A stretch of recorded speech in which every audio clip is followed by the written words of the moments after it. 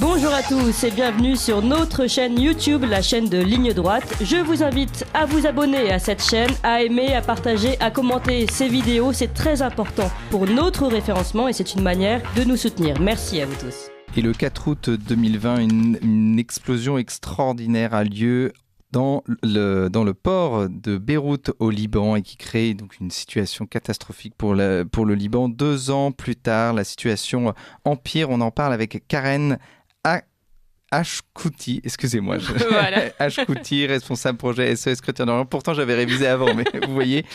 Et donc, vous nous parlez de cette situation critique au Liban qui n'a pas l'air de sortir de cette crise. Bonjour Corentin, merci de m'accueillir aujourd'hui dans les studios de Radio Courtoisie. Écoutez, malheureusement, la crise avait commencé un peu avant l'explosion du port. Elle avait commencé en octobre 2019. Et là, après l'explosion du port, la situation s'est encore plus aggravée et on ne voit plus la lumière au fond du tunnel. Là, après 2 ans, la situation est encore plus grave et elle s'aggrave à la minute. On a malheureusement une triple crise. Une crise économique, une crise sociale et une crise politique. La Banque mondiale l'a classée parmi les 3 premières crises les plus graves du milieu du 19e siècle, à partir du milieu du 19e siècle. Donc, ce qui rend cette crise-là vraiment très, très grave pour les Libanais, pour la société libanaise. Malheureusement, vous savez aussi, le Liban était formé, comme tous les pays, de 3 classes. Depuis les derniers chiffres montrent que 82% du peuple libanais est devenu pauvre. C'est appauvri. Donc, de 3 classes, vous voulez dire... La classe moyenne, la classe pauvre et la classe aisée. Et ces 3 classes, elles traversent toutes les 3 religions principales du Liban. Exactement. Et là, on a 82% du peuple libanais qui vit sous le seuil de la pauvreté. Ce qui, pour les Libanais, c'est du jamais vu. Pour le Liban, c'est du jamais vu. Même pendant la dernière guerre, qui est la guerre des années 75, on n'a pas eu ça. On entend les gens dire on était mieux pendant la guerre. On avait de l'argent. Ce qui explique là la crise économique que nous traversons. On a une crise bancaire, due à l'endettement de l'État libanais qui n'a pas pu rembourser ses dettes. Donc on a des banques qui ont fait un contrôle des capitaux sans aucune loi, mais donc les gens n'ont plus accès à leur argent. Je te donne un petit exemple. Si moi je suis retraité, j'ai 64 ans, et j'ai épargné de l'argent à la banque, je ne peux plus retirer cet argent-là. Donc, si j'ai besoin de cet argent pour me nourrir, je peux en retirer une petite somme. Donc, si j'ai $10,000 à la banque ou que j'ai $1 million à la banque, je peux retirer $200 ou $300 par mois. Donc, comment pourrais-je vivre si j'ai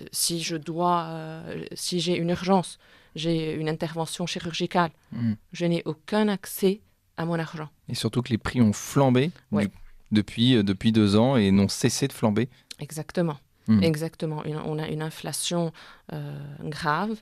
On a une dévaluation de la monnaie libanaise qui a perdu plus de 90% de sa valeur. Et on a des gens qui sont au chômage dû à la situation parce que vous savez, c'est un cercle vicieux. La crise a commencé, tous les secteurs ont été touchés par cette crise-là. Et les gens, donc il y a des gens qui ont perdu leur travail, qui n'ont pas accès à leurs épargnes, donc des familles qui ne peuvent pas payer la scolarité de leurs enfants. Donc l'éducation, et mine de rien, c'est devenu un luxe. Or, c'est un droit à chaque enfant d'avoir une éducation, d'être nourri. Donc tout ça, c'est des besoins primaires que les familles ne peuvent plus, spécialement les familles chrétiennes, elles ne peuvent plus couvrir. Et justement, cette explosion, ce que vous dites, c'est qu'il y avait déjà une crise libanaise, et donc cette explosion a fait exploser, ou en tout cas a révélé cette crise. Et elle vient d'où, cette crise ? C'est qu'au départ, il y a un surendettement du Liban ? Oui, au fait, on a une triple crise. On a une crise économique, donc, qui est due à l'endettement de l'État. À un certain moment, l'État libanais n'a pas pu rembourser ses dettes. Et donc, tout ceci s'est traduit par une crise bancaire. On a une crise politique qui est précisément due à toute l'instabilité du Moyen-Orient, parce qu'on a toujours on a toujours suivi le cours du Moyen-Orient. Donc cette vague d'instabilité dans le Moyen-Orient s'est traduite au Liban. La crise politique au Liban, on est vraiment dans une impasse. On ne sait pas comment ça va évoluer. On a eu nos législatives le 15 mai. Donc maintenant, il faut créer un gouvernement. Jusqu'à maintenant, on n'a pas pu avoir un gouvernement. Prochainement, on aura les présidentielles. On ne sait pas si on va avoir un président.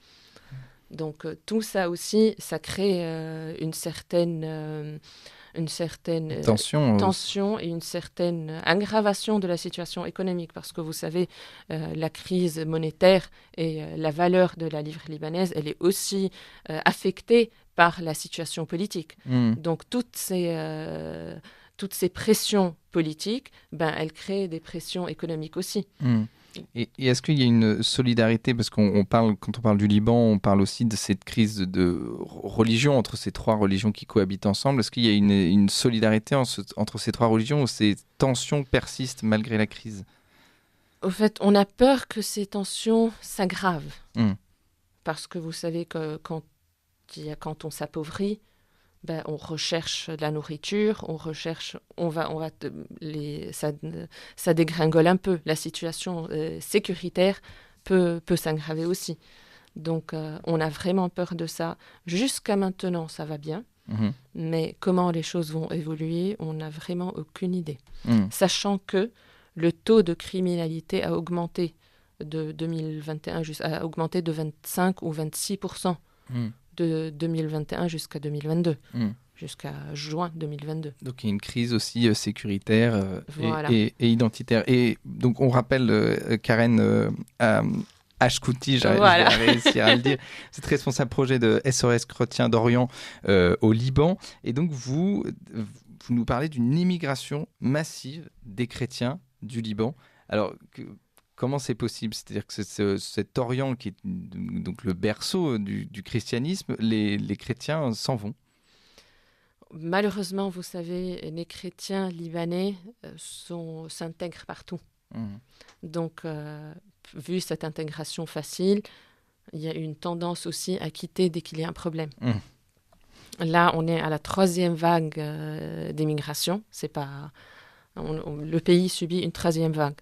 On n'a pas de chiffres exacts qui nous montrent, qui nous donnent une vraie vision du nombre de personnes qui ont quitté le pays. Mais on sait qu'il y a plus de 500 000 dossiers qui ont été présentés pour l'immigration. Et ces dossiers-là, ils comprennent bien sûr un grand nombre de chrétiens. On sait que jusqu'en 2019, on a eu 250 000 familles qui ont quitté le Liban. Donc, et ça va de mal en pire. Donc là, par exemple, je pense que la seule chose qui arrête un peu l'immigration, c'est l'incapacité d'avoir accès à un passeport. Parce que du coup, on a une crise au Liban, on n'a pas de passeport. D'accord. On ne peut pas avoir un passeport, on ne peut pas renouveler de passeport. Ce qui est vraiment grave. Donc, du coup, ça limite un peu cette immigration. Voilà. Mais elle est quand même présente. Et où vont ces Libanais? Donc, ils vont en France, aux États-Unis, dans les pays francophones? Dans des pays francophones, dans des pays anglophones, que ce soit au Canada, en Australie, en France, partout. Les chrétiens peuvent aller partout parce qu'ils peuvent s'intégrer partout. On a cette culture, on a cette éducation qui nous permet de s'intégrer. On est trilingue, donc on n'a pas une barrière de langue. Cette barrière de la langue n'existe pas. Donc là où on trouve une opportunité, on peut quitter. Et c'est une immigration qui a vocation à rester dans le pays dans lequel ils vont, ou alors c'est en attendant la fin de la crise et ces Libanais ont pour vocation de rentrer au Liban quand la crise sera finie? Si on quitte vers l'Occident, on ne va plus revenir au pays. Ça, c'est sûr. Si on quitte pour les pays arabes, donc pour un travail uniquement, c'est sûr qu'on reviendra. Ça,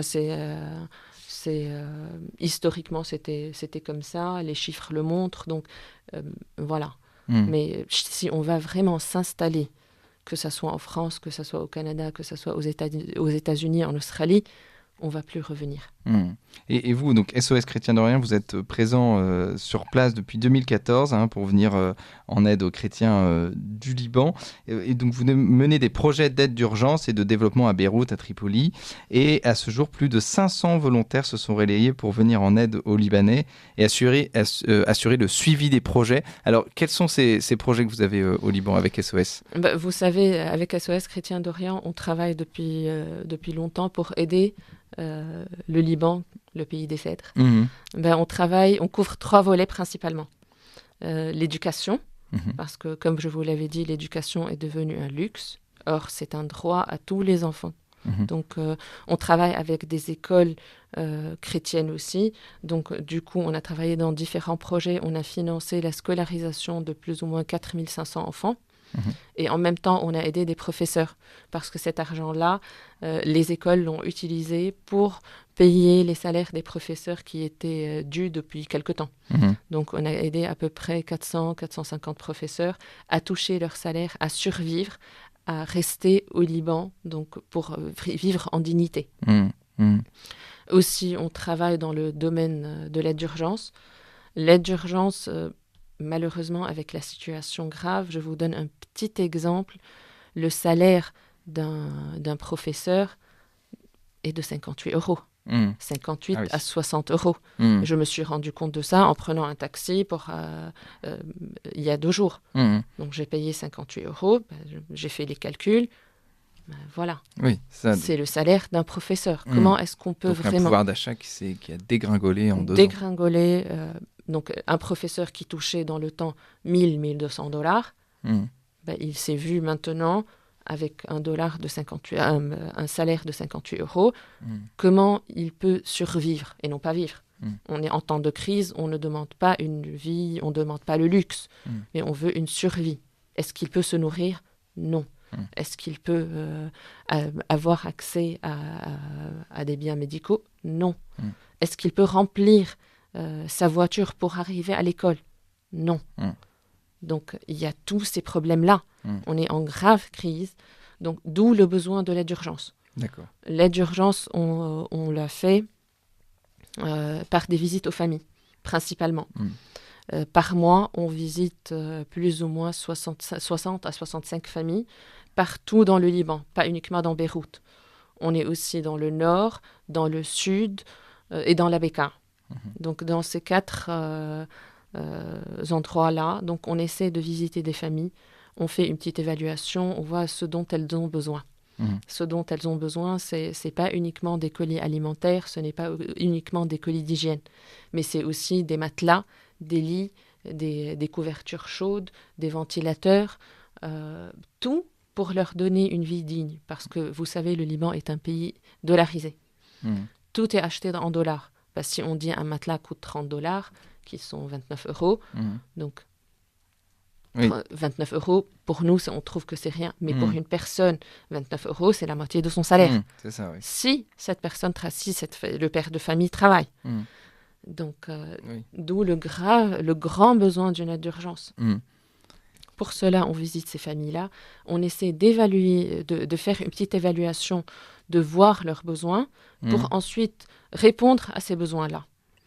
Aussi, on fait des réparations d'électroménager, de frigo, de lave-linge, tout pour aider ces familles. Et donc, vous avez besoin de volontaires. Oui. Donc, nos auditeurs à SOS Chrétiens d'Orient a besoin de vous. Donc, si vous avez des compétences en électroménager, mais pas forcément. Si vous avez des compétences en travail manuel, si vous avez envie d'aider les chrétiens du Liban, si vous aimez le pays des cèdres, vous êtes les bienvenus parmi nous. On a besoin de volontaires, on a besoin de vos bras. Rejoignez-nous sur le terrain. Vous auriez du travail, il y a beaucoup de travail à faire, des cours de français, des cours d'anglais, des cours de couture, tout, même en agriculture, il y a tout à faire au Liban. Vous êtes les bienvenus. Et donc vous pouvez contacter l'association, je suppose, par mail, sur le site internet ou sur les réseaux sociaux. Merci beaucoup, Karine Ashkouti, j'aurais réussi à le dire à la fin, responsable projet SOS Chrétiens d'Orient au Liban. Merci à vous. Vous appréciez cette émission? Alors aidez Radio Courtoisie à en produire d'autres, en indépendance totale. Rendez-vous sur soutenir.radiocourtoisie.fr. Merci d'avance.